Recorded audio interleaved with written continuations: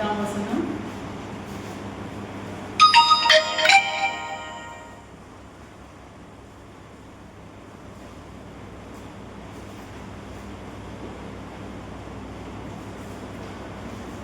கிருபையினாலே விசுவாசத்தை கொண்டு ரட்சிக்கப்பட்டீர்கள். இது உங்களால் உண்டானதல்ல, இது தேவனுடைய ஈவு. அல்லேலூயா. கிருபையினாலே விசுவாசத்தை கொண்டு ரட்சிக்கப்பட்டீர்கள். ஆமென். நாம் ரட்சிக்கப்பட்டதே தேவனுடைய கிருபை என்று சொல்லி நாம் பார்க்கிறோம். ஆமென். இந்த கிருபை என்பது அன்கண்டிஷனல் லவ் என்று சொல்லி நாம் பார்க்கிறோம். நிபந்தனை அற்ற அன்பு. அல்லேலூயா. இயேசு கிறிஸ்து நம்மை ரட்சித்தது நிபந்தனை இல்லாத ஒரு அன்பு. ஆமென். எந்த ஒரு கண்டிஷனும் இல்லாம அவர் நம்மை ரட்சித்திருக்கிறார். நான் உன்னை ரட்சிக்கிறதற்கு நீ இதை செய்ய வேண்டும் என்று சொல்லி கர்த்தர் என்ன செய்யல? நம்மை ரட்சிக்கவில்லை. ஆமென். நாம் ரட்சிக்கப்பட்ட பிறகு அந்த தேவனுடைய அன்பை உணர்ந்தவர்களாய் நாம் கர்த்தருக்கு செயல்படுத்துவது என்பது அது வேறு. ஆனால் நாம் ரட்சிக்கப்படுகிறதற்கு நாம் எதையும் செய்து நாம் ரட்சிக்கப்படவில்லை. அல்லேலூயா. நாம் ரட்சிக்கப்படுகிறதற்கு ஆண்டவர் நீ இந்த தியாகத்தை செய்யணும், நீ இந்த பலியை கொடுக்கணும், அப்பதான் நீ பரிசுத்தமாக்கப்படுவ, நீ ரட்சிக்கப்படுவது சொல்லி ஆண்டவர் என்ன பண்ணல? நம்மை ரட்சிக்கவில்லை. நாம் ரட்சிக்கப்படுவதற்கு நாம் எந்த ஒரு தியாகத்தையும் நாம் என்ன பண்ணல? செய்யல. அவர் தான் நமக்காக தியாகம் செய்திருக்கிறார். அப்போ கிருபை எந்த ஒரு நிபந்தனையும் இல்லாமல், அப்படின்னு பார்த்தா நிபந்தனையோட நீ பரிசுத்தமா இருந்தா நீ ரட்சிக்கப்படுவ, நீ நீதிமானா இருந்தா ரட்சிக்கப்படுவ, நீ நல்லவனா இருந்தா ரட்சிக்கப்படுவ அப்படின்னு சொன்னா எத்தனையோ சிறைச்சாலையில இருக்கிறவங்க, எத்தனையோ பாவிகள், எத்தனையோ சூழ்நிலை இருக்கவங்க இன்னைக்கு என்ன பண்ணிருக்க மாட்டாங்க? இயேசு கிறிஸ்துவை ஏற்றுக்கொண்டிருக்க மாட்டார்கள். அப்போ அந்த கிருபை எதனால கிடைத்தது என்று சொன்னால் நிபந்தனை இல்லை. அல்லேலூயா. கர்த்தர் அவர் நமக்காக பாராட்டின அந்த கிருபையினாலே விசுவாசத்தை கொண்டு. அல்லேலூயா. இதுல அவருடைய கிருபையும் நம்முடைய விசுவாசமும் இது ரெண்டு வேணும். அல்லேலூயா. கிருபை அவரிடத்தில் நமக்கு கிடைக்கிறது, நம்ம ரட்சிக்கப்படுகிறதற்கு கிருபை கர்த்தரிடத்திலிருந்து கிடைக்கிறது, விசுவாசம் நம்மிடத்திலிருந்து வெளிப்படுகிறது. இயேசு கிறிஸ்துவே தேவன், அவர் எனக்காக ஜீவனை கொடுத்தார், சிலுவை சுமந்தார். விசுவாசத்துல என்ன பண்ண முடியாது? ரட்சிக்கப்பட முடியாது. 4 பேரோடு நம்மளும் என்ன பண்ணுவோம்? காணப்பட்டிருக்கோம். ஆனால் அந்த கிருபை அவர் நமக்காக பாராட்டின அந்த கிருபையை நாம் விசுவாசித்தபடினாலதான் நாம் என்ன செய்திருக்கிறோம்? இந்த ரட்சிப்பை நாம் என்ன செய்திருக்கிறோம்? பெற்றிருக்கிறோம். அல்லேலூயா. கிருபையினாலே விசுவாசத்தை கொண்டு ரட்சிக்கப்பட்டிருக்கிறீர்கள் என்று சொல்லி கர்த்தருடைய வசனம் சொல்லுகிறது. ரோமர் 3ஆம் அதிகாரம் 24ஆம் வசனத்திலே நாம் இப்படியாய் வாசிக்கும் பொழுது, ரோமர் 3ஆம் அதிகாரம் 24ஆம் வசனம்,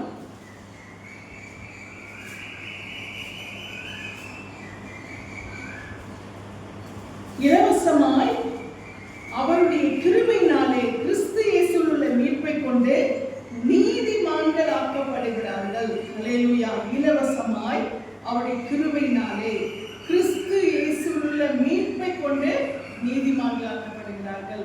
நாம் இந்த மீட்பை பெறுகிறதற்கு ஆண்டவருடைய அந்த கிருபை, அல்லேலூயா, நிபந்தனை இல்லாத அன்பு நமக்கு என்ன செய்கிறதா?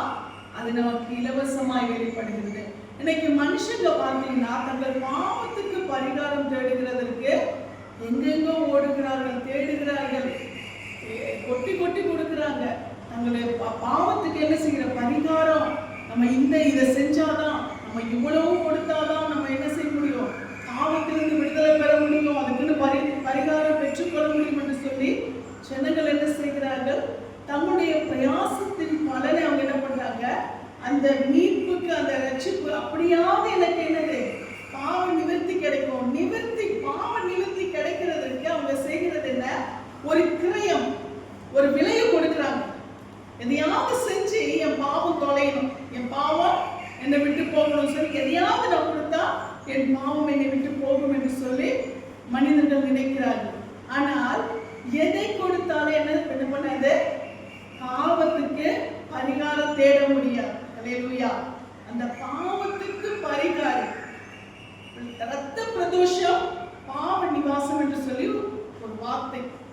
அது அது நம்முடைய வேதத்துல கூட இல்ல, அது அவர்கள் உச்சரிக்கிற அந்த வேதத்துல இருக்கிறது. அல்லேலூயா. அப்போ அதற்கு ஒரு ஒரு நிவாரணம் என்னன்னு சொன்னா என்னது? ரத்தம் சிந்துதல். அல்லேலூயா. அந்த ரத்தம் சிந்தப்படுவது என்பது அது ஒரு மிருகத்தினுடைய ரத்தமாய் இல்ல, ஒரு பறவையுடைய ரத்தமாய் அல்ல, அது வெளியேற பெற்ற ஒரு பாவமற்ற ஒரு பரிகார ரத்தமாய் இருக்க வேண்டும். அல்லேலூயா. அதனாலதான் நம்ம என்ன பண்ண முடியும்? மீட்பை பெற்றுக்கொள்ள முடியும். அந்த மீட்புக்கு எந்த ஒரு கிரையும் நம்ம என்ன செய்ய முடியாது, கொடுக்க முடியாது. அல்லேலூயா.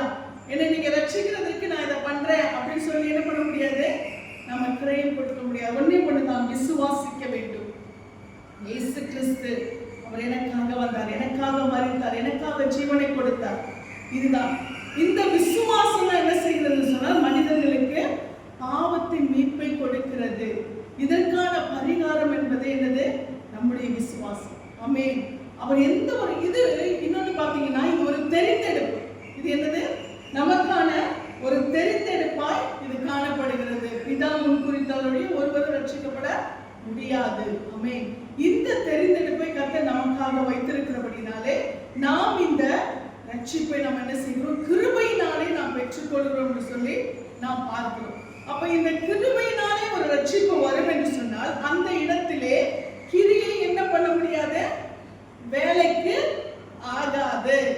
நான் என்னுடைய செயலினாலே நான் ரொம்ப நல்லவளா இருந்தேன், அதனால இயேசு கிறிஸ்து என்ன பண்ணிருக்கிறாரு, என்னை ரட்சித்திருக்கிறார், என்னை அவருடைய பிள்ளையாய் மாற்றிருக்கிறார் சொல்லி நம்ம சொல்ல முடியாது. நம்முடைய எந்த ஒரு கிரியையுமே அதற்கு பிரதிபலனாய் மாறவே முடியாது. ஆமென். அதனாலதான் வசனம் சொல்கிறது, இது உங்களால் உண்டானது இல்ல. அல்லேலூயா. இது உங்களால் உண்டானது அல்ல, இது தேவனுடைய ஈவு. அல்லேலூயா. அப்ப இது உங்களால் உண்டானது அல்லன்னு சொன்னா இதுக்கு நாம எதையாவது செஞ்சு நம்ம நல்லவங்களை ப்ரூவ் பண்ணி என்ன பண்ண முடியாது, அந்த ரட்சிப்பை நாம பெற்றுக்கொள்ள முடியாது. யாரை கர்த்தர் எந்த நேரத்துல சந்திப்பார்னே தெரியாது, யாரை கர்த்தர் எந்த நேரத்துல அவருடைய பிள்ளையா மாத்துவார்னே தெரியாது.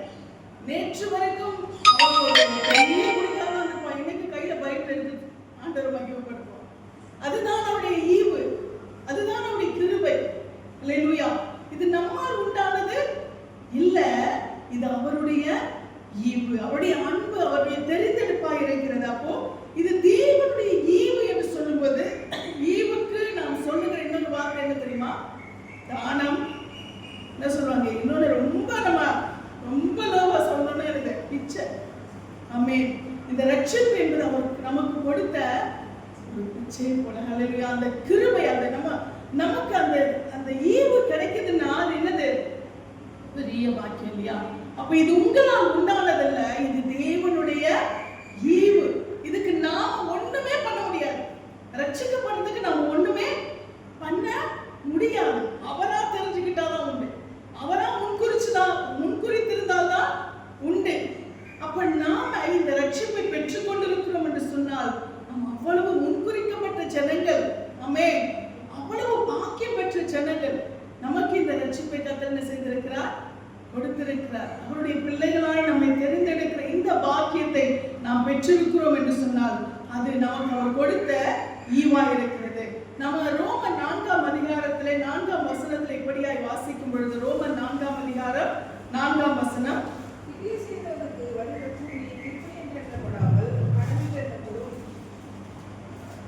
ஆமென். இங்க நாம் வாசிக்கும் பொழுது, கிரியை செய்கிறவனுக்கு வருகிற கூலி கிருபை எண்ணப்படாமல் கடன் எண்ணப்படும். அல்லேலூயா. ஒருத்தவங்க ஒரு கிரியை செய்றாங்க, ஒரு வேலை செய்றாங்க. அப்போ நீங்க நம்ம ஒரு வேலைக்கு போறோம் அப்படின்னு சொன்னா, அப்போ நான் உங்களுக்கு ஒரு சேவை பண்றேன். நான் என்ன பண்றேன், நான் வருஷம் முழுக்க நான் உங்களுக்கு என்ன பண்றேன், சேவை பண்றேன், எனக்கு நீங்க எதுவும் கொடுக்காதீங்க அப்படின்னு நான் வேலைக்கு போறோம் இல்ல. எதுக்காக நம்ம போறது?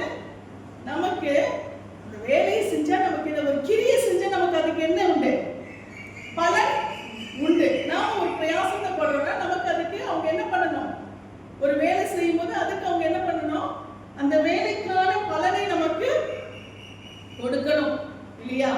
அப்ப அந்த வேலையை செய்யும் பொழுது அதற்கான பலன் நமக்கு கிடைக்கணும். அதுக்குதான் நம்ம என்ன பண்றோம், வேலைக்கு போகும். அப்ப கிரியை செய்கிறவனுக்கு வருகிற கூலி கிருபை எண்ணப்படாமல் அது என்னவா இருக்கு? கடன் எண்ணப்படும். அப்போ ஒருத்தவங்க வேலை செய்யறாங்க அப்படின்னு சொன்னா ரொம்ப சந்தோஷம்பா, நான் ரொம்ப மேல கிருபையா இருக்கேன், போயிட்டு வாங்கன்னு சொன்ன என்னுடைய ஊழிய புரியா சொல்லுவோமா இல்லையா? சும்மா வந்து வேலை செய்யறேன் அப்படின்னு என்ன பண்ணுவோம், சொல்லுவோம் இல்லையா? அப்ப என்னது அது? கிரியை, அது ஒரு செயல்.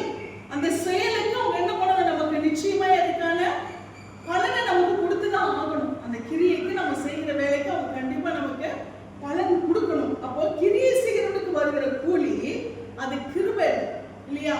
அது வந்து நமக்கு வந்து அவங்க பாராட்டுற ஒரு கிரேஸ் இல்ல, அது என்னது?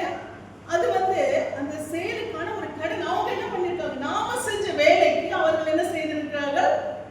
கடன் பட்டிருக்கிறார்கள். அவர்கள் அதுக்கான கடனாளிகளா இருக்கிறார்கள். அப்போ அந்த அவங்க வந்து ஒரு நமக்கு அந்த கிரியைக்கான அந்த பலனை அவங்க கொடுக்கல, ஒரு 2 மாசம் 3 மாசம் சேர்த்து வச்சுட்டாங்க அப்படின்னு சொன்னா, அப்போ அந்த அவங்க ஓனரா அந்த நமக்கு யாரு? அவங்க யார்? அவங்க கடனாளி. எனக்கு 3 மாசம் பெண்டிங் இருக்கு, 2 மாசம் பெண்டிங் இருக்கு, எனக்கு சம்பளம் கொடுக்கல அப்படின்னு சொன்னா அது என்னது? அவங்க கடனாளி. ஏன்னா நான் வந்து ஒரு ஒரு கண்டிஷனோட ஒரு ஒரு பிரதிபலனோட தான் என்ன பண்றேன்? அந்த வேலையை நான் செய்யறேன். அப்போ எனக்கு அது கொடுக்கலன்னா, எனக்கு அந்த பலனை அவங்க கொடுக்கலன்னா அவங்க யாரா இருக்காங்க? அதற்கு கடனாளிகளா இருக்கிறாங்க. அப்போ கிரியினாலே வருகிற அந்த கூலி என்பது அது என்ன சொல்ல முடியாது? கிருபை சொல்ல முடியாது இல்லையா? நமக்கு நம்ம அவங்களுக்கு பார்த்து அவங்க மேல வச்சிருக்கிற அந்த அன்புல நம்ம போய் வேலை செய்யணும்னு சொல்ல முடியாது. நம்ம அதுக்கான ஒரு பலனை எதிர்பார்க்கிறதா இருக்கணும். அப்போ இது என்னவா இருக்கிறது? இது கடனாய் இருக்கிறது. அப்போ ஆண்டவருடைய ரட்சிப்பை நாம் பெற்றுக்கொள்கிறதற்கு, அந்த மீட்பை பெற்றுக்கொள்கிறதற்கு நாம ஒரு கிரியை செய்யறோம்னா அப்ப நாம யாரா இருப்போம்? அவருக்கு நாம ஏதாவது செஞ்சு அதை நாம ஒரு கிரியை நம்ம செயல்படுத்தினாதான் அவர் நமக்கு இந்த ரட்சிப்பை கொடுப்பாருன்னா அப்ப அவர் நமக்கு கடன்பட்ட மாதிரி இல்லையா? அவர் நமக்கு செஞ்சதுனாலதான் நம்ம அவர் ரட்சித்திருக்கிறார். நமக்கு அவர் ஜீவனை கொடுத்திருக்கிறார், நமக்கு அவர் தம்முடைய அன்பை வெளிப்படுத்தியிருக்கிறார், அவர் நமக்காக ரத்தத்தை சிந்திருக்கிறார், நமக்காக இந்த மீட்பை கொடுத்திருக்கிறார். இதனால அவர் செய்த அந்த நிபந்தனை இல்லாத அந்த அன்பினாலதான் நாம இந்த ரட்சிப்பை, இந்த கிருபையினாலதான் ரட்சிப்பை பெற்றிருக்கிறோம். அப்போ இதுக்கு நாம ஒரு பிரதிபலனை நம்ம செயல்படுத்தி தான் நம்ம இந்த ரட்சிப்பை பெற்றுக்கொள்ள முடியாது இல்லையா? இதுக்காக ஒரு பரிகாரம், இந்த பரிகாரத்தை செஞ்சா உன் பாவம் போகும், இந்த பரிகாரத்தை செஞ்சா உனக்கு ஒரு நிவர்த்தி ஆகும், உனக்கு தலைமுறையை கொடுக்கணும், நீ வந்து இதுக்காக உருண்டு பரண்டி எடுத்துக்கணும், இதெல்லாம் கிடையாது. அல்லேலூயா. நாம இதுக்கு முன்னாடி இந்த ரட்சிப்புக்காக நம்ம உருண்டு பரண்டி இயேசு கிறிஸ்து கிட்ட வந்தோமா? கிடையாது. அல்லேலூயா. அவர் தம்முடைய மீட்பையும் தம்முடைய விடுதலையும் கொடுத்துதான் நமக்கு என்ன பண்ணிருக்கிறார்? அந்த ரட்சிப்பை நமக்கு அவர் நமக்காக எல்லாத்தையும் செஞ்சுட்டார். ஆமென். முந்தி அவர் நமக்காக அந்த அன்பை என்ன செஞ்சுட்டாரா? வெளிப்படுத்தி விட்டார். முந்தி அந்த அன்பை நமக்கு அவர் பாராட்டி விட்டார்.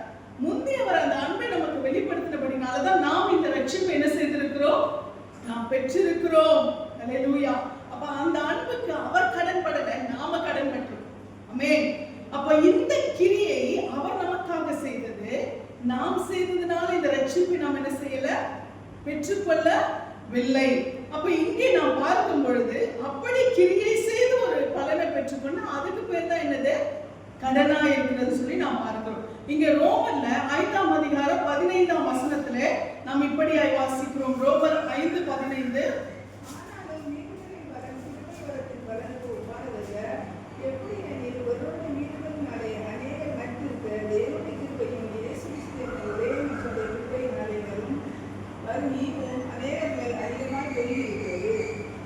அல்லேலூயா. ஆனாலும் மீறுதலின் பலன் கிருபை வரத்தின் பலனுக்கு ஒப்பானது அல்ல. எப்படி எனில், ஒருவனுடைய மீறுதலினாலே அநேகர் மரித்திருக்க தேவனுடைய கிருபையையும் இயேசு கிறிஸ்து என்னும் ஒரே மனுஷனுடைய கிருபையினாலே வரும் ஈவும் அநேகர் மேல் அதிகமாய் பெருகியிருக்கிறது. ஆமென். மீறுதலின் பலன் கிருபை வரத்தின் பலனுக்கு ஒப்பானது அல்ல என்று சொல்லி வேதம் சொல்லுகிறது. அல்லேலூயா. அப்ப மீறுதலின் பலன் கிருபை வரத்தின் பலன் என்று சொல்லி நாம் பார்க்கும் பொழுது இந்த கிருபை வரத்தின் பலன்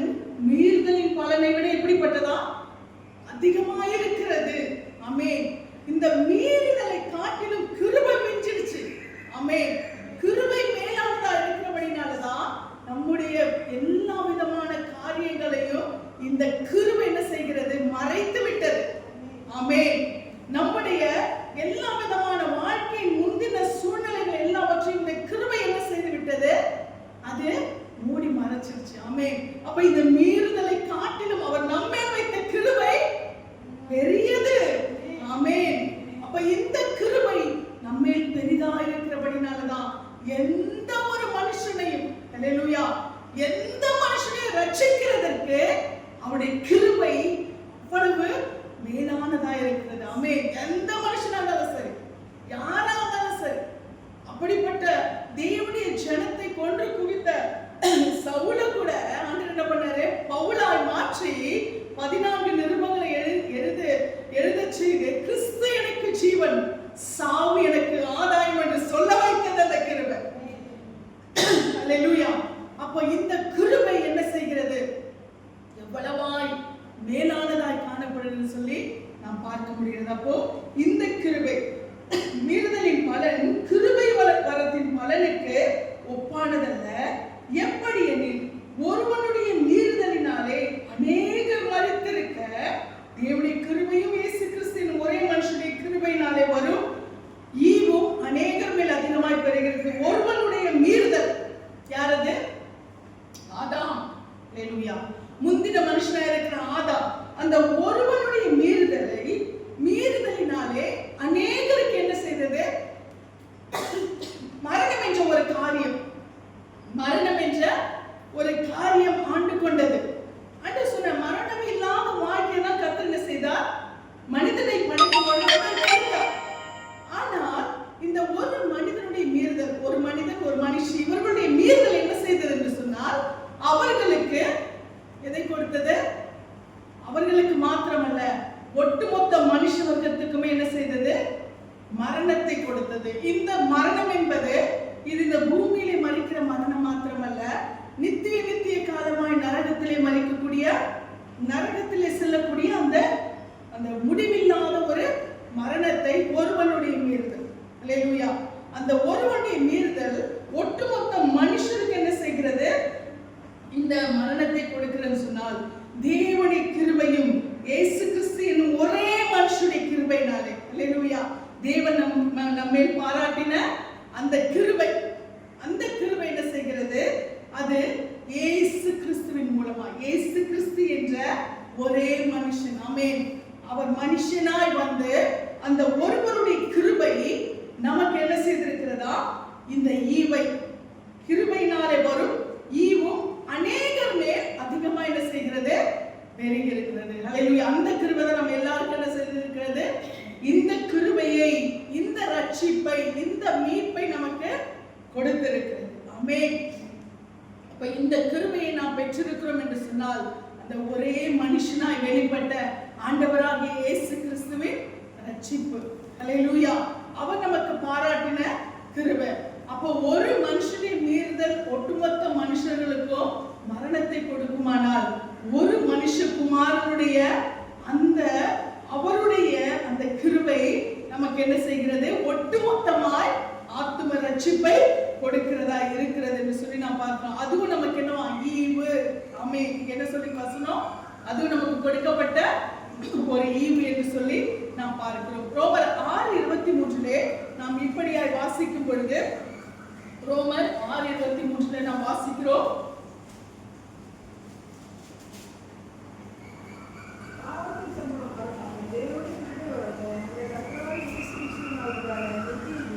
ஆமென். பாவத்தின் சம்பளம் மரணம். ஆமென். ஒரு மனுஷன் பாவம் செஞ்சா, ஆதாம் என்ற அந்த மனிதன், அதனுடைய சம்பளம் என்னவா வந்துருச்சு? மரணம். அல்லேலூயா. அந்த மரணம் என்ன செய்கிறது? மனுஷனுக்கு மரணம் என்றால் எல்லாருமே மரிக்கிறாங்க இல்லையா? நான் திரும்ப சொல்றது, மரணம் என்றால் எல்லாருக்கும் மரணம் வருது. அப்போ சரீர பிரயோகம் மரிக்கிறவங்க எல்லாருமே பாவத்தினால அப்படின்னு சொல்ல முடியுமா? பாவத்தின் சம்பளம் மரணம்னா அந்த மரணம் அல்ல. இது முடிவில்லாத மரணம், முடிவில்லாத நரக ஆக்கினைக்கு செல்லுகிற அந்த மரணத்தை சொல்லுகிறது. தேவனுடைய கிருபை வரமோ? அல்லேலூயா. ஆண்டவராகிய இயேசு கிறிஸ்து தேவனுடைய கிருபை, தேவன் நமக்கு பாராட்டின அந்த கிருபை வரமோ? நம்முடைய கர்த்தராகிய இயேசு கிறிஸ்துவினால் உண்டான நித்திய ஜீவன். அல்லேலூயா. இயேசு கிறிஸ்துவினால் நமக்கு கிடைக்கிற இந்த நித்திய ஜீவன், முடிவில்லாத நித்திய என்று சொன்னால் அது முடிவில்லாத ஜீவன் என்பது உயிர், அழிவில்லாத ஒரு உயிர், அழிவில்லாத ஒரு வாழ்க்கையை கர்த்தர் செய்திருக்கிறார். நமக்கு இயேசு கிறிஸ்து மூலமாய் நமக்கு கொடுத்திருக்கிறான்னு சொல்லி நாம் பார்க்கிறோம். இந்த கிருபையை கர்த்தர் நமக்கு பாராட்டினபடினாலே நாம் இந்த கிருபைக்கு உரியவர்களாய் காணப்படுகிறோம். ஆமென்.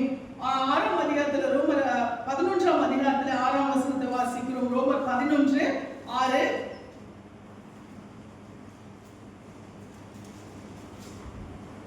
விசுவாசத்தினாலும் நீதியானது கிறிஸ்துவை இறக்கி வரப்படும்படி பரலோகத்துக்கு ஏறுகிறவன் யார்? அந்த கிறிஸ்துவை மனிதனிலிருந்து ஏறுகிறவன். ரோமர் 11:6. 11 ரோமர் 11:6.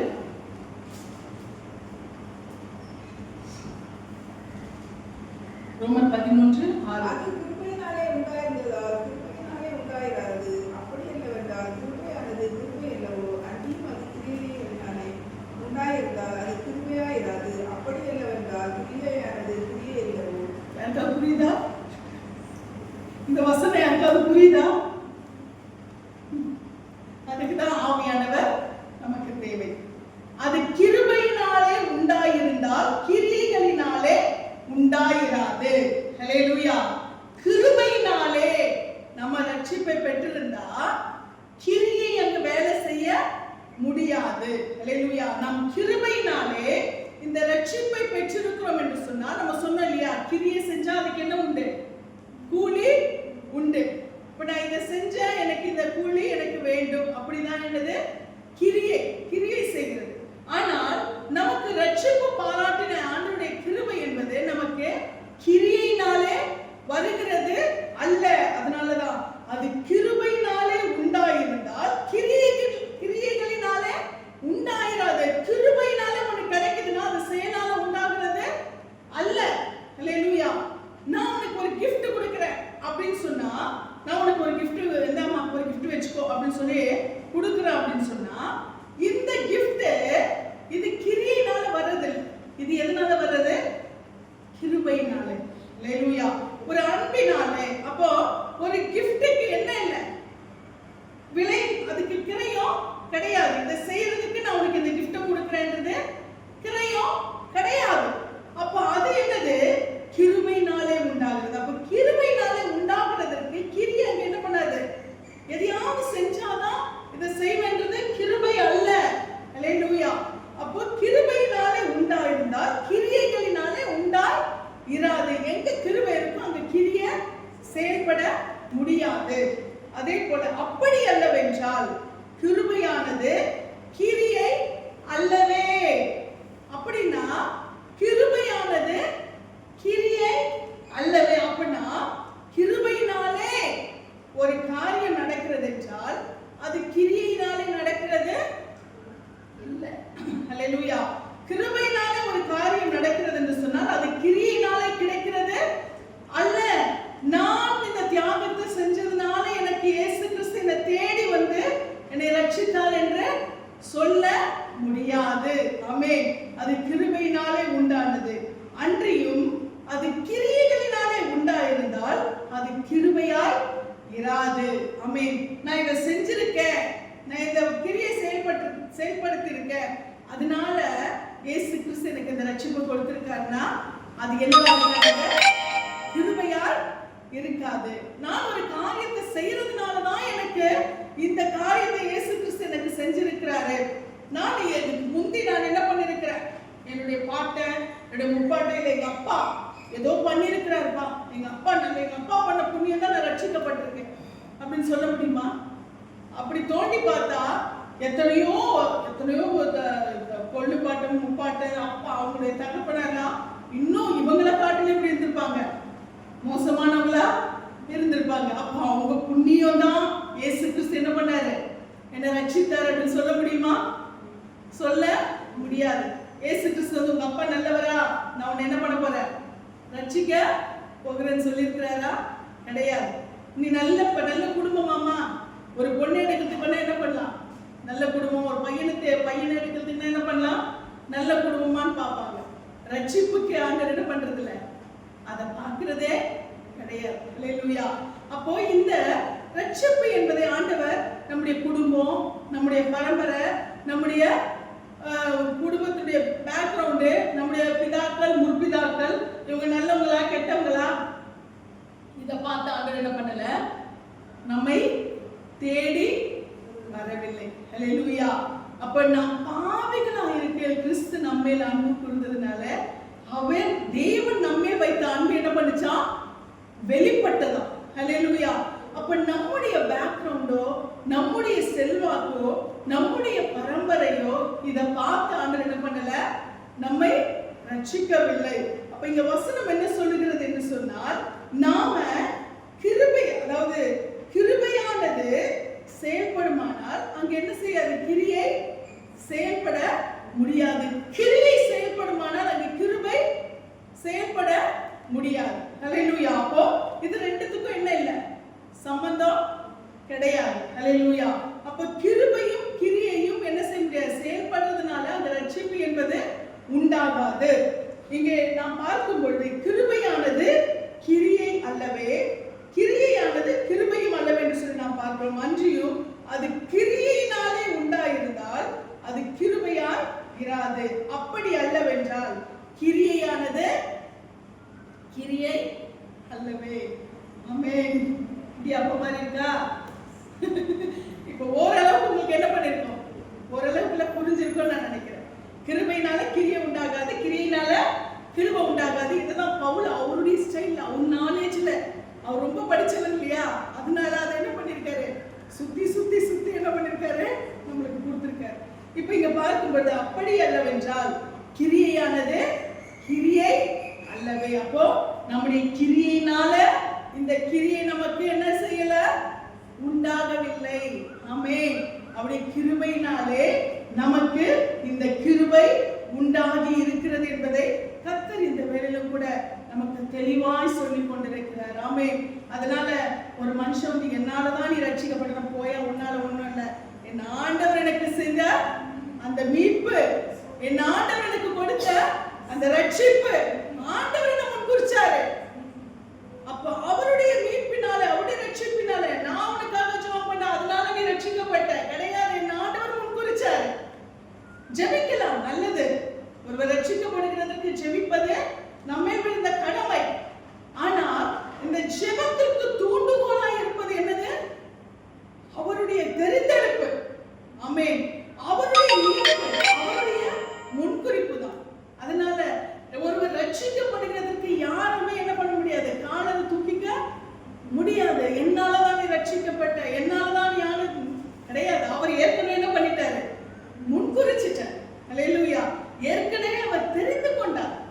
இந்த தெரிந்தெடுப்பு, இந்த முன்குறிப்பு தான் நமக்கு என்ன செய்திருக்கிறது, ரட்சிப்பை நமக்கு கொடுத்திருக்கிறது. ஆமென். இயேசு கிறிஸ்துவினாலே மாத்திரம்தான் இந்த ரட்சிப்பை பெற்றுக்கொள்ள முடியும். இதுக்கு யாரும் கிரியை செய்ய முடியாது, நாங்க கிரியை செய்ய முடியாது, நீங்களும் கிரியை செய்ய முடியாது. அவர் கிரியை செய்தா மட்டும்தான் முடியும். அல்லேலூயா. அவருடைய முன்குறிப்பு இருந்தா மட்டும்தான் நாம் ரட்சிக்கப்பட முடியும். அல்லேலூயா. அதனால இந்த ரட்சிப்பை நாம் பெற்றுக்கொள்வது என்பது தேவனுடைய கிருபையா இருக்கிறது. இது யாருடைய கிரியையினாலும் உண்டானது அல்ல. அல்லேலூயா. ரட்சிப்பை நாம், அதனாலதான் அந்த வசனத்தின் துவக்கத்திலே நாம் என்ன செய்திருக்கிறோம், பார்க்கிறோம், கிருபையினாலே ரட்சிக்கப்பட்டீர்கள். ஆமென். அப்போ இந்த கிருபையினால சொல்லுவாங்க சிலர்லாம், ஏன் சபையில தான் நீங்க ஞானஸ்நானம் எடுத்தீங்க அப்படின்னு சொல்லுவாங்க. ஞானஸ்நானம் எங்க வேணாலும் எடுக்கலாம், எங்க வேணாலும் போல இருக்கு, எங்க வேணாலும் ஏறி இருக்கு. கொடுக்கறதுக்கு ஒருத்தவங்க வேணும். அதுதான் கொடுக்க, ஒருத்தவங்க ஞானஸ்நானம் கொடுக்கறதுனால அவங்க என்ன பண்ண முடியாது, அவங்களால இந்த சபையில நீ ஞானஸ்நானம் எடுத்த, அதனால நீ என்ன பண்ணிருக்கிற, நீ வந்து பெரிய சில சொல்லுவாங்க, நான் இங்க ஞானஸ்நானம் எடுத்தேன் அதனால நான் இங்க சர்ச்சுக்கு வந்தா கூட நான் அங்கதான் கொண்டு போய் கொடுப்பேன். அப்படி கிடையாது. அப்படி பார்த்தா எத்தனையோ பேர் எங்கெங்கயோ போயிட்டு இருக்காங்க இல்லையா. அப்ப என்னது ஞானஸ்நானம் என்பது, அது நம்மை அந்த ஆண்டவருடைய அந்த உடன்படிக்கைக்குள்ள நம்மை கொண்டு வருவது இல்லையா, ஆண்டோட உடன்படிக்கைக்குள்ள நம்ம இணைப்பது.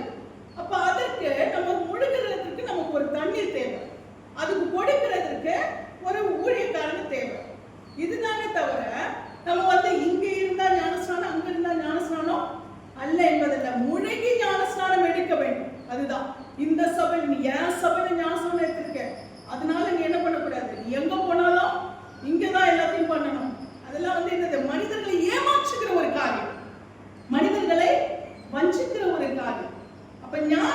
இது என்னது? தேவன் சொல்லியிருக்கிற உடன்படிக்கை. அந்த உடன்படிக்கை என்ன பண்ணணும்? நிறைவேற்ற வேண்டும். அதற்கு ஒரு இடம் நமக்கு வேணும். நம்ம ஞானஸ்நானம் பெற்றுக்கொள்கிறதுக்கு. ஏன்னா ரட்சிப்பு என்பது வெறுமனே நம்ம என்ன பண்ணணும்? அந்த ரட்சிப்பை பெற்றுக்கொள்கிறதுக்கு நம்ம என்ன பண்ணணும்? முழுகி ஞானஸ்நானம் நம்ம எடுக்கணும். அந்த ஞானஸ்நானம் எடுத்த பிறகு நம்ம ஒரு சபை நமக்கு வேணும். நம்மை ஐக்கியப்படுத்த, நம்மை வழி நடத்த, நம்மை சீராய் கொண்டு போக, நம்ம கர்த்தருடைய ராஜ்யத்துக்கு நமக்கு அடைய வேண்டிய அந்த டெஸ்டினேஷன் அடைய நமக்கு ஒரு இடம் நமக்கு வேணும். ஒரு கூடுகை நமக்கு வேணும். அதுதான் என்னது? பாஸ்டர் சொன்னாலே அடிக்கடி சொல்ற எக்லீசியா அப்படின்னு சொல்லிட்டு. அப்ப அந்த ஒரு இடம் நமக்கு என்ன பண்ணணும்? தேவை. நமக்கு ஒரு இடம் தேவை என்பதனால நாம் என்ன பண்றோம்? ஒரு சபை என்ற ஒரு அங்கத்துக்குள்ளாய் நாம் வருகிறோம். அந்த அங்கத்துக்குள்ளே வரும் பொழுது அந்த சபைக்கான எல்லா விதமான காரியங்களிலும் நாம் அந்த அங்கத்தினர், ஒரு குடும்பத்திலே நாம் அங்கத்தினராக இருக்கும்போது அந்த குடும்பத்துக்கான காரியத்தை நம்ம என்ன பண்ணணும்? பொறுப்பெடுத்துக்கோ இல்லையா? ஒரு பிள்ளைன்னா அந்த குடும்பத்துக்கான ரெஸ்பான்சிபிலிட்டி அந்த பிள்ளைக்கு உண்டு இல்லையா? ஒரு தலைவன்னா அந்த குடும்பத்துக்கான ரெஸ்பான்சிபிலிட்டி அந்த தலைவனுக்கு உண்டு. அதே போல சபை என்பது ஒரு ஆவிக்குரிய குடும்பம். இந்த குடும்பத்துக்கான ரெஸ்பான்சிபிலிட்டி என்ன இருக்கு? அதனுடைய அங்கத்தினர்களுக்கு, அந்த குடும்ப உறுப்பினர்களுக்கு, சபைக்கான உறுப்பினர்களுக்கு உண்டு. அதனால்தான் சபையுடைய நன்மைகள், காரியங்கள் எல்லாவற்றுக்கும், தேவைகள் எல்லாவற்றுக்கும் அந்த சபை என்ன செய்கிறது? அதற்கு பங்கெடுத்துக் கொள்ளுகிறது. அதனால நாம் ரட்சிக்கப்படுகிறோம். ரட்சிக்கப்படுகிறதுக்கு நாம் என்ன பண்ண மாட்டோம்? எதையும் நாம கொடுக்க மாட்டோம். அவருடைய கிருபை நான் கிரியினால். அதற்கு பின்பாக நமக்கு ஒரு ஞானஸ்நானம் தேவை. நம்ம அதுக்கான கன்ஃபர்மேஷன், நம்ம கழுவப்பட்டிருக்கிறோம் அப்படின்றதுக்கு, நாம் மறுபடியும் பிறந்திருக்கிறோம்ன்றதுக்கு ஒரு கன்ஃபர்மேஷன். அதுக்கு நமக்கு ஒரு ஞானஸ்நானம் தேவை. அதுக்கு நம்ம என்ன பண்றோம்? ஒரு ஐக்கியத்துக்குள்ள நம்ம ஞானஸ்நானம் எடுக்கிறோம். அதற்கு பின்பாக அந்த ஐக்கியத்துக்குள்ள நாம் வரும்பொழுது அது என்னவா மாறுது? நமக்கு சபைக்குள்ள வரும்பொழுது நாம் உலகத்துக்குள்ள இருக்கோம். உலகத்தில் நமக்கு ஒரு குடும்பம் இருக்கிறது போல சபை இருந்து வரும்பொழுது சபைக்குள்ளே நமக்கு ஒரு ஆவிக்குரிய குடும்பம். நம்ம வேற வேற குடும்பத்தை சேர்ந்தவர்களா இருக்கலாம், வேற தாயா இருக்கலாம், வேற தகப்பனா இருக்கலாம், வேற சகோதரனா இருக்கலாம், வேற சகோதரியா இருக்கலாம். ஆனால் குடும்பத்துக்குள்ள வரும், இந்த சபைக்குள்ள வரும்போது நம்ம என்னவா மாறிடுறோம்? ஒரு குடும்பமாய் மாறிவிடுறோம். அப்ப இந்த குடும்பம், இந்த சபை என்ற ஒரு குடும்பத்துக்குள்ளே நாம் அங்கத்தினர்களாக இருக்கும்போது சபையினுடைய எல்லா வித காரியங்களையும் நம்ம என்ன செய்கிறோம்? ரெஸ்பான்சிபிலிட்டி. நம்ம அந்த ரெஸ்பான்சிபிலிட்டி, நம்ம அந்த பொறுப்பை நம்ம என்ன பண்றோம்? சபைக்கான அந்த பொறுப்புகளை நாம் ஏற்றுக்கொள்கிறோம். இதுதான் என்னது? ஒரு சபை. அப்போ நாம இந்த ரட்சிப்புக்கு நாம் கிரியைகளை அல்ல, நாம் கிருபைகளை என்ன செய்கிறோம்? பெற்றுக்கொண்டு இந்த குடும்பத்துக்குள்ளா நாம் என்ன செய்கிறோம்? அங்கத்தினர்களால் நாம் மாறி விடுகிறோம் என்று சொல்லி கர்த்தருடைய இந்த வார்த்தைகளை கொண்டு நாம் அறிந்து கொள்ள முடிகிறது. அது மட்டுமல்ல, நாம் இங்கு தீத்து 3ஆம் அதிகாரம் 4ஆம் வசனத்திலிருந்து 7ஆம் வசனம் வரைக்கும் நாம் வாசிக்கும் பொழுது, தீத்து 3ஆம் அதிகாரம் 4லிருந்து 7. நம்முடைய ரட்சகராகிய தேவனுடைய தயையும் மனுஷர்களுடைய அன்பும் பிரசன்னமான போது நாம் செய்த நீதியின் கிரியையின் நிமித்தம் அவர் நம்மை ரட்சியாமல் நமது இரக்கத்தின்படியே மறுஜென்மம் உருக்கினாலும் பரிசுத்த ஆவியுடைய புதிதாக்குகிறனாலும் நம்மை ரட்சித்தார். ஆமென். அவரது கிருபையினாலே நாம் நீதிமானாக்கப்பட்டு நித்திய ஜீவனுண்டாக்கும் என்கிற நம்பிக்கையின்படி சொல்லுகிறதாக அவர் நம்முடைய ரட்சகராகிய இயேசு கிறிஸ்து மூலமாய் அந்த பரிசுத்த ஆவியை நம்மை சம்பூரணமாய் கொடுத்திருந்தார். ஆமென். நம்முடைய இரட்சகராகிய தேவனுடைய தயையும் மனுஷன் மேலுள்ள அன்பும் பிரசன்னமாகும் போது, ஆமென், இயேசு கிறிஸ்துவினுடைய நம்முடைய தேவனுடைய தயையும் மனுஷன் மேலுள்ள அன்பு பிரசன்னமாகும் போது நாம் செய்த நீதியின் கிரியைகளின் நிமித்தம் அவர் நம்மை ரட்சியாமல், ஆமென். அப்ப அவருடைய தேவனுடைய தயை தான் என்னது? கிருபை. அப்ப அந்த தயையும் மனுஷன் மேல் உள்ள அன்பு, அவர் நம்ம மேல் வைத்த கிருபை, நம்ம மேல் பாராட்டின அந்த அன்பு, அது என்ன ஆகுதான்? பிரசன்னமாகும் பொழுது நாம் செய்த நீதியின் கிரியைகளின் நிமித்தம் அவர் நம்மை ரட்சியாமல். அல்லேலூயா. அப்போ நான் திரும்ப அதான் சொன்னேன், வசனமா அதுதான் சொல்லுது. நாம செஞ்ச நீதியின்படி என்ன பண்ணல? அவர் நம்மை ரட்சிக்கவில்லை. நாம் நல்லவர்களா கெட்டவர்களா என்று பார்த்து அவர் என்ன பண்ணல? நம்மை தேடி வரவில்லை. அப்ப இங்கே அவர் நம்ம மேல் வைத்த தயவு, அவர் நம்ம மேல் வைத்த அன்பு, இது நிமித்தமாய் அவர் என்ன செய்கிறாரா? நம்மேல் அந்த கிருபையை பாராட்ட. நாம் செய்த நீதியின் கிரிகளின் நிமித்தம் அவர் நம்மை ரட்சியாமல் தமது இரக்கத்தின்படியே, ஆமென், அவருடைய இரக்கம், கிருபை, ஹல்லேலூயா, அன்கண்டிஷனல் லவ், இது நிமித்தமாய் மறுஜென்ம முழுக்கு, அதுதான் என்னது நான் சொன்னேன் இப்பதான், ஞான ஸ்நானம், ஆமென், மறுஜென்ம முழுக்கினாலும் பரிசுத்த ஆவியினுடைய புதிதாக்குதலினாலும், பரிசுத்த ஆவியினுடைய புதிதாக்குதல்.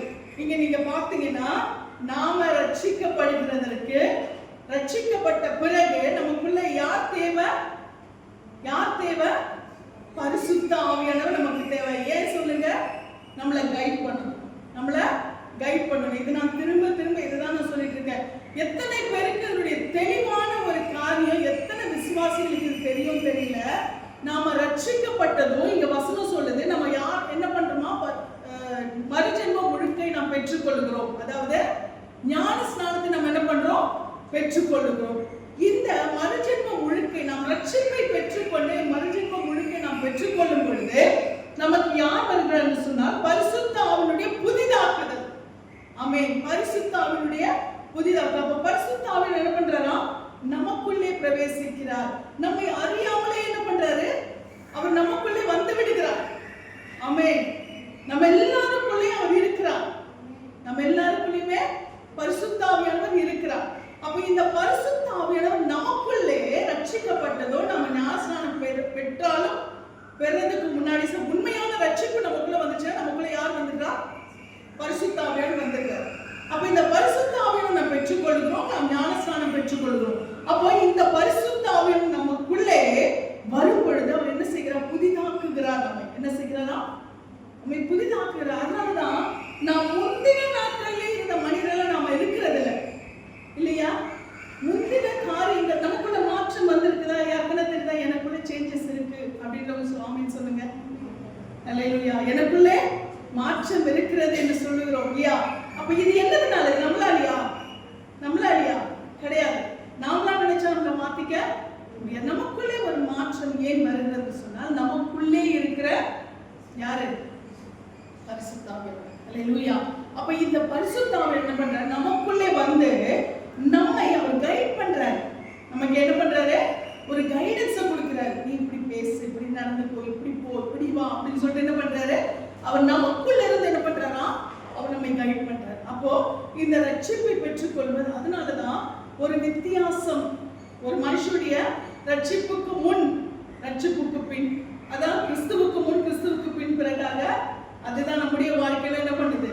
உண்டாகுது. எப்படி சரித்திரம் கிறிஸ்துவுக்கு முன்னாடி கிறிஸ்துவுக்கு பின்னாடி எழுதப்பட்டிருக்கிறதோ அதே போல ஒரு மனிதனுக்கு என்ன செய்திருக்கிறது? மனுஷனுக்கும் மனுஷிக்கும் கிறிஸ்துவுக்கு முன், ரட்சிப்புக்கு முன், ரட்சிப்புக்கு பின் என்று சொல்லி எழுதப்பட்டிருக்கிறது. அப்போ இந்த பரிசுத்த ஆவியினுடைய புதிதாக்குதல் நம்ம என்ன செய்கிறதா?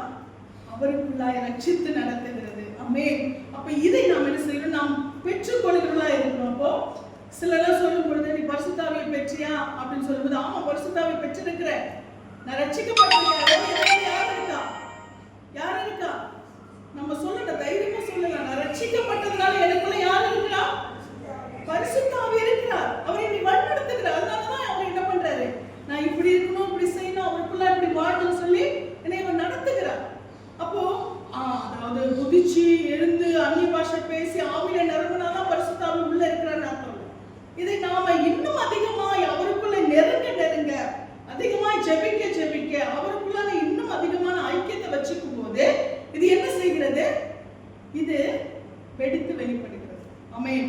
ஒரு நெருப்பு இருக்குன்னா அந்த நெருப்பு என்ன செய்யும்? உள்ள கனிஞ்சிட்டு இருக்கும் இல்லையா? ஒரு நெருப்பு இருக்கு, ஒரு அடுப்பு இருக்குன்னா அதுக்குள்ள ஆல்ரெடி என்ன இருக்கும்? அந்த அடுப்புக்குள்ள ஆல்ரெடி பத்த வச்ச ஒரு எரிகிற ஒரு இடத்துல ஆல்ரெடி என்ன இருக்கும்? உள்ள நெருப்பு இருக்கும். அந்த நெருப்பு இருந்துட்டே தான் இருக்கும். அந்த நெருப்புல நாம ஊதி அதை எரிகிறதுக்கு நாம் தூண்டும்போது ஒரு கட்டையை வச்சு இல்ல அதுக்கான ஒரு தூண்டுகோல் என்ன எரியணுமோ அதை வச்சு நம்ம தூண்டும் பொழுது என்ன செய்கிறது? அது எரிகிறது, வெளிப்படி. நான் சொல்றது உங்களுக்கு புரியுதா? அப்ப அது உள்ள கணிச்சிட்டு இருக்கும். ஒரு நெருப்பு என்பது உள்ள கணிச்சிட்டு இருக்கும். அதுதான் பரிசுத்த ஆவியானவர். அப்ப ரட்சிக்கப்பட்ட ஒவ்வொரு தெய்வ பிள்ளைகளுக்குள்ள பரிசுத்த ஆவியானவர் என்ன பண்றாரு? உள்ளே அவர் இருக்கிறார். அப்ப அவர் நமக்குள்ள இருக்கிறார் என்பதை நாம தான் என்ன பண்ணணும்? தூண்டி விட அது வெளிப்படுகிறதுக்கு, இதுல நெருப்பு இருக்கு அப்படின்றத வெளிப்படுத்துகிறதுக்கு என்ன செய்யணும்? அதை தூண்டி விடணும். அதை ஊதுறோம், அதுக்கான எக்ஸ்ட்ரா ஒரு பொருளை நம்ம விறக வைக்கிறோம். அப்ப என்ன பண்ணுது? அது நல்லா கண்டிச்சு அது என்ன பண்ணும்? அது உள்ளே இருக்கு நெருப்பு, அது நெருப்பு இருக்குது அப்படின்னு என்ன பண்ணுது? அது பற்றி எரிந்து வெளிப்படுத்துது. அப்படிதான் பரிசுத்த ஆவியானவர் நமக்குள்ளே இருக்கிறார். நமக்குள்ளே பரிசுத்த ஆவியானவர் இருக்கிறார். அவரை அவரை நம்ம நடக்க வேண்டிய வழியில நம்மை நடத்துகிறார். நான் உனக்கு போதித்து நீ நடக்க வேண்டிய வழியிலே உன்னை நடத்துவேன், உண்மையில என் கண்ணை வைத்து உனக்கு ஆலோசனை சொல்வேன். அப்ப நம்ம நடக்க வேண்டிய வழியில அவன் நடத்துறார். ஆனால் அவர் நமக்குள்ளிருந்து அவர் அசாதாரணமாய் கிரியை செய்கிறார் என்பது எப்படி தெரியும்னா, நாம் அதுக்கு என்ன பண்ணணும்? தூண்டி விட வேண்டும். அல்லேலூயா. அந்த பரிசுத்த ஆவியானவர் இன்னும் நம்ம பலப்படுத்தும். நம்ம இன்னும் ஜெபிக்கும் பொழுது, இன்னும் அவருக்குள்ள அதிகமான அந்த ஐக்கியத்துக்குள்ள நம்ம இருக்கும் பொழுது, நல்ல அவருக்குள்ள தனிப்பட்ட ஒரு உறவு நமக்கு இருக்கும் பொழுது என்ன செய்யும்? அது நமக்கு அதிகமாய் வெளிப்படுகிறது. அதனாலதான் அன்று சொல்ற 1 30, 1 60, 1 100 அப்படின்றார் இல்லையா?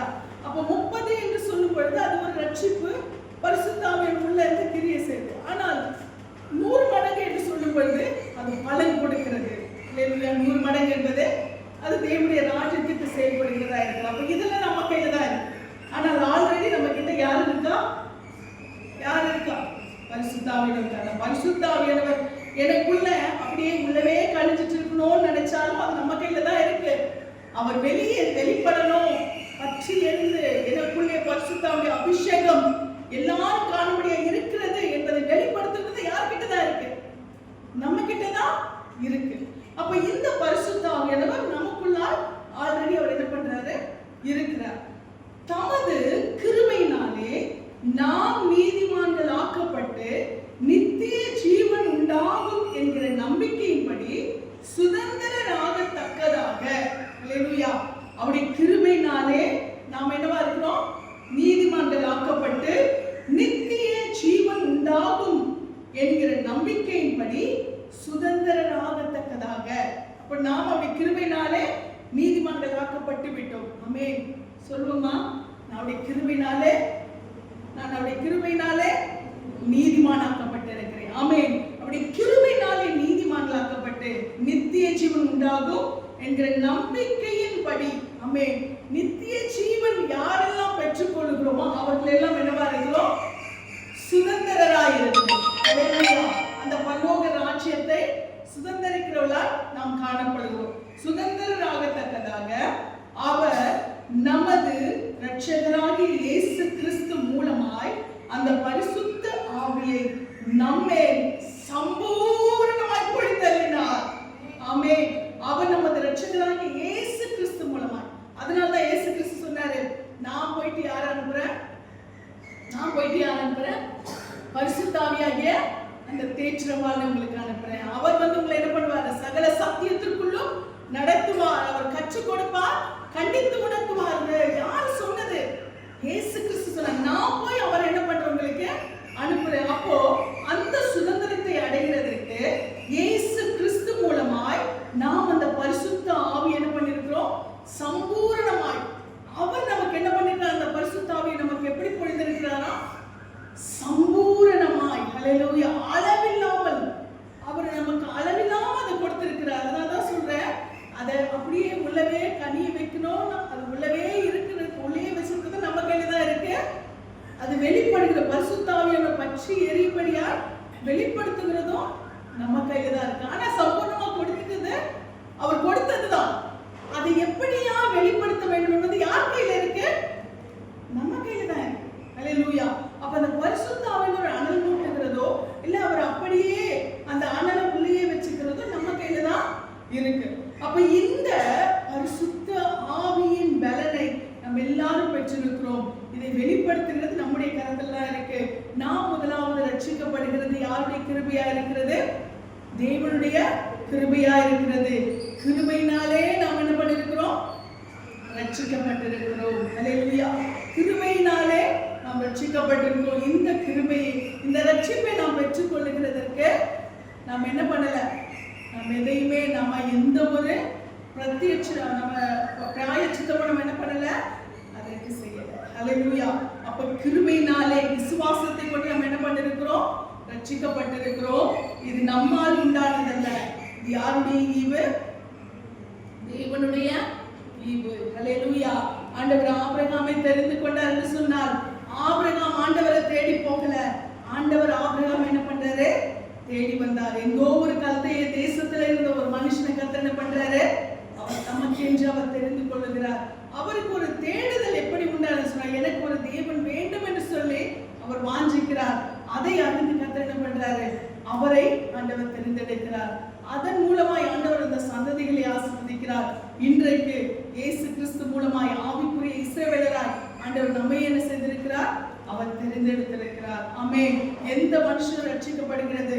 அவருடைய செய்கையினாலோ, அவருடைய தியாகத்தினாலோ, அவருடைய கிரியினாலோ, நம்முடைய செய்கையினாலோ, இன்னொருடைய கிரியினாலோ, இல்ல நம்முடைய முற்பிதாக்கள், நம்முடைய பரம்பரை, நம்முடைய வம்சம், நம்முடைய குடும்பம், இது நிமித்தமாக இயேசு கிறிஸ்து நம்மை தேடி வரவில்லை, நம்மை ரட்சிக்கவில்லை, நமக்கு இந்த ஆத்தும மீட்பு கிடைக்கவில்லை. அவர் நமக்கு பாராட்டின அந்த கிருபை, நிபந்தனை இல்லாத அந்த அன்பு, இது நமக்குள்ளாக ஒரு விசுவாசத்தை கொடுத்து நமக்கு ரட்சிப்பை கொடுத்திருக்கிறது. இந்த ரட்சிப்பு நமக்கு மறுஜென்மம் முழுக்கை கொடுத்திருக்கிறது. இதன் மூலமாய் நம் பரிசுத்தாவுடைய பலனை பெற்றிருக்கிறோம். இந்த பரிசுத்தாவுடைய பலன் நம்மை ஒவ்வொரு நாளும் நமக்குள்ளாக இருந்து நம்மை வழிநடத்தி கொண்டிருக்கிறது. இந்த பலனை நாம் அனல்மூட்டி நாம் இன்னும் மகிமைப்படுத்துவதோ, இல்ல அவரை நமக்குள்ள வச்சுக்கிட்டு எனக்குள்ள இருந்தா போதும் செயல்படுத்துவதோ யாருடைய கரத்துல இருக்கிறது? நம்முடைய கரத்திலே இருக்கிறது. இன்றைக்கு ஆண்டவர் நம்மோடு கூட பேசும் இந்த வார்த்தையின்படியாக நாம் அவருடைய கிருபையினாலே விசுவாசத்தை கொண்டு ரட்சிக்கப்பட்டிருக்கிறோம். ஆண்டவரே, எவ்வளோ பேர் இருக்காங்கப்பா, எவ்வளோ மனுஷங்க இருக்காங்க, ஆனா என் மேல நீங்க என்ன பண்ணிருக்கீங்க? இந்த கிருபையை வச்சிருக்கீங்களே. எத்தனை கோடி ஜனங்கள் இருக்கிறார்கள், ஆனால் எனக்கு இந்த கிருபையை நீங்க பாராட்டி இருக்கீங்களேன்னு சொல்லி நாம் கர்த்தரை மகிமைப்படுத்துவோமா? அவரை நாம் விசுவாசித்த அந்த விசுவாசம் நமக்கு ஆண்டவர் இந்த நீதியை நமக்கு கொடுத்திருக்கிறார். இந்த பலனிலே நாம் இன்னும் அதிகமாய் கர்த்தருக்குள்ளாய் தரித்திருப்போம். இந்த பலனை பெற்றுக்கொள்ளாத எவ்வளவு ஜனங்கள் இருக்கிறார்கள், அவர்களுக்காகவும் நாம் ஆத்மாவாய் ஜெபிப்போம். கர்த்தர் தாமே இந்த வார்த்தைகளின் படியாய் நம்மை நடத்துவாராக. ஆமென்.